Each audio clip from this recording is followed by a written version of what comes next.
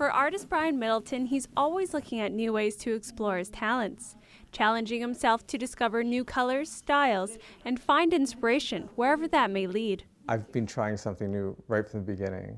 Brian's beginnings started 40 years ago. After receiving classical artistic training in Toronto, he became a professional artist, a high school teacher, and a consultant. And although he's now retired from educating, his creative passions are still expanding. I've always been trying to paint and draw light ever since I started painting, but this medium really allows me to explore that even more.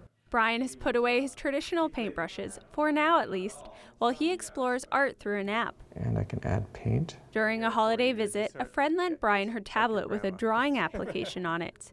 And well, he never really put it down. For Christmas, he got his own iPad and now uses this glass digital canvas to create his masterpieces. That's allowed me to explore in ways I never thought I could. This is a whole new frontier, you know. This is like being a pioneer in art again.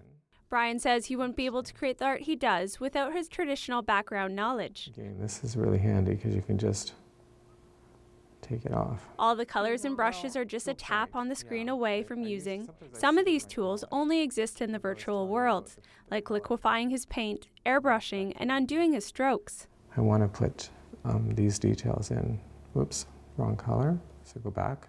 With a painting with oils or watercolors, it dries and that's it. And with this process, I can extend the period of creation over years, really. Most of them don't take that long. Although this technology definitely has its perks, like any medium of art, it also comes with its frustrations. Instead of worrying about paints drying out or not having the right color on hand, you are now dealing with computer malfunctions. So here it is, just forming. You can see me putting the arc of the... With every piece of artwork, Brian is now able to look back at his process of creating it. It's all there to be selected, but I still have to choose. I mean, I still have to use my finger to actually find exactly the right hue. Brian says people are fascinated with seeing the process of the painting, but they are more intrigued by the overall look. This is in fact a painting from scratch, not a photoshopped image. They just look different. They look like 21st century art as opposed to something from the past. Brian says the new medium may not be embraced by every artist, but the technology certainly makes it more accessible. You don't need to lay out hundreds of dollars for paints and brushes and canvas and so on. So you can jump right in and do it.